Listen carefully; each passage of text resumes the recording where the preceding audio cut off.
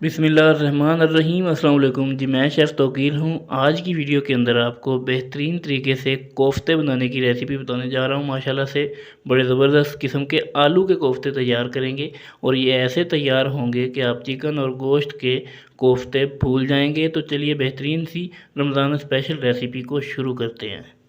आलू के बेहतरीन कोफ्ते बनाने के लिए यहाँ पे आधा किलो मैंने आलू लिए थे, जिनको ठंडा करके इस तरह से बिल्कुल पीस लिया, मैश कर लिया है। अब इसके अंदर आपने नमक जो है वो टेस्ट के मुताबिक शामिल कर लेना है। आधा चम्मच मैं इसके अंदर डाल रहा हूँ। आधा चम्मच इसके अंदर मैं कुटी हुई लाल मिर्च डाल रहा हूँ, यानी पीसी हुई लाल मिर्च। थोड़ी सी इसके अंदर हल्दी ज़रूर डालें। चम्मच का तकरीबन तीसरा हिस्सा इसके अंदर पिसा हुआ गरम मसाला डाल दूंगा और एक चम्मच के करीब भर के इसके अंदर ये देखिए धनिया डाल दूंगा, फ्रेश धनिया काटा हुआ बारीक बारीक। उसके बाद बाइंडिंग के लिए इसके अंदर तकरीबन 2 चम्मच के करीब मैं कॉर्नफ्लोर शामिल कर रहा हूँ। आप यहाँ पे बेसन भी शामिल कर सकते हैं और राइस फ्लोर भी शामिल कर सकते हैं। इन तीनों चीज़ों में से आप कोई भी चीज़ डाल सकते हैं। अब इसको आपने सिंपली बस मिक्स कर लेना है। एक बात का ख्याल रखें कि आलूओं के अंदर बहुत ज़्यादा नमी नहीं होनी चाहिए यहाँ पे।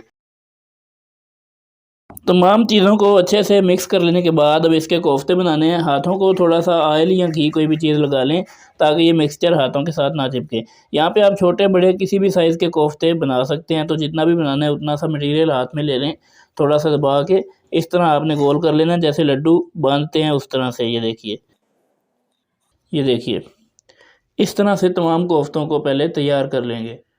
तमाम कोफ्ते तैयार कर लेने के बाद इनको आपने फ्राई करना है। इनको आपने एक बात का ख्याल रखना है कि बिल्कुल ठंडे घी के अंदर इनको नहीं डालना। ये देखें घी आपका मीडियम से फ्लेम के ऊपर होना चाहिए और इतना सा गर्म होना चाहिए। तो इसके अंदर आपने तमाम कोफ्ते जो हैं वो डाल देने हैं, हल्के हाथ से इसके अंदर रख देंगे और अभी इनको हिलाना नहीं है आपने 1 मिनट के लिए। यहाँ देखिए तकरीबन 1 मिनट के बाद इस तरह से इनको हिलाएंगे जैसे हम गुलाब जामुन को फ्राई करते हैं। ये देखिए इस तरह से किसी फ्राइंग पैन के अंदर आप फ्राई करेंगे तो इस तरह से इसको हिला हिला के हर तरफ से आपने इनको एक जैसा कलर दिला लेना है और गोल्डन सा कलर इनको आने तक यहाँ पे पकाना है। देखिए इस तरह का बेहतरीन सा इनको कलर आ चुका है और ये मुकम्मल तौर पे अब फ्राई हो गए हैं। तो इनको आपने निकाल लेना है इस फ्राइंग पैन के अंदर से, किसी भी ट्रे के अंदर इनको निकाल लेंगे। अब आपने एक कढ़ाई को दोबारा से चूल्हे के ऊपर चढ़ा लेना है और जिस ऑयल के अंदर हमने इनको फ्राई किया था उसी में से थोड़ा सा ऑयल इसके अंदर ऐड करेंगे। बहुत ज़्यादा नहीं जाएगा, इसके अंदर तकरीबन कप का चौथा हिस्सा ऑयल का जाएगा। एक छोटे साइज़ का प्याज लिया था जिसको बिल्कुल बारीक आपने चॉप करना है, बहुत मोटा मोटा इसमें आपने नहीं काट के शामिल करना। इसके साथ ही शामिल कर देंगे 2 जवे लहसुन के थे, एक सब्ज़ मिर्च थी बड़े साइज़ की, इनको भी बारीक मैंने यहाँ पे काट रखा है। इनको डाल के थोड़ा सा भुनेंगे प्याज के थोड़ा सा ब्राउन होने तक। प्याज को बहुत ज़्यादा जलाएंगे नहीं, इतना सा इसको ब्राउन करने के बाद थोड़ा सा इसके अंदर पानी शामिल करेंगे और अब इसके अंदर मिर्च मसाले जाएंगे जो भी इसके अंदर हमने शामिल करने हैं। सबसे पहले तो इसके अंदर आधा चम्मच नमक जाएगा, आप कम या ज़्यादा कर सकते हैं अपने टेस्ट के मुताबिक। उसके बाद इसमें आधा चम्मच चिली फ्लेक्स जाएंगी, थोड़ी सी इसके अंदर पिसी हुई लाल मिर्च जाएगी, इसमें हल्दी जाएगी तकरीबन चम्मच का तीसरा हिस्सा। ये तमाम चीज़ें डालने के बाद इसको इन मसालों को थोड़ा सा भूनेंगे इसके अंदर अब और कोई भी मसाला डालने की आपको ज़रूरत नहीं है।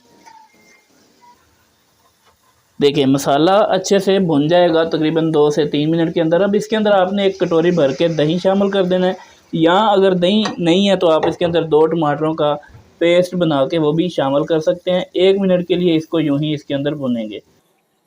देखें दही को 1 से 2 मिनट तक भूनने के बाद अब इसके अंदर वो जो कोफ्ते हमने तैयार करके रखे थे वो शामिल कर देने हैं। इनको आपने यहाँ पे बहुत ज़्यादा नहीं पकाना, नहीं तो ये इसके अंदर घुल जाएंगे।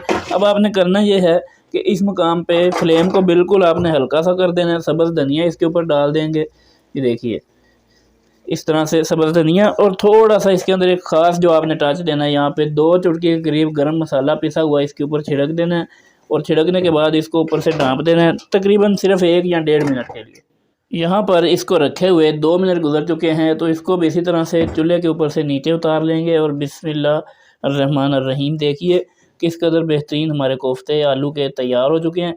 इनको आप तैयार करेंगे तो आप गोश्त के चिकन के कोफ्ते भूल जाएंगे।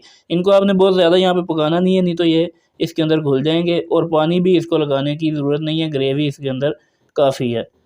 इसी तरह की मज़ीद दिलचस्प वीडियोज़ के लिए चैनल को ज़रूर सब्सक्राइब करें और रमज़ान की स्पेशल रेसिपीज़ के लिए चैनल का विज़िट ज़रूर करें। वीडियो अच्छी लगी है तो लाइक और शेयर ज़रूर कीजिएगा। मुलाकात होगी फिर किसी वीडियो में, तब तक के लिए अल्लाह हाफ़िज़।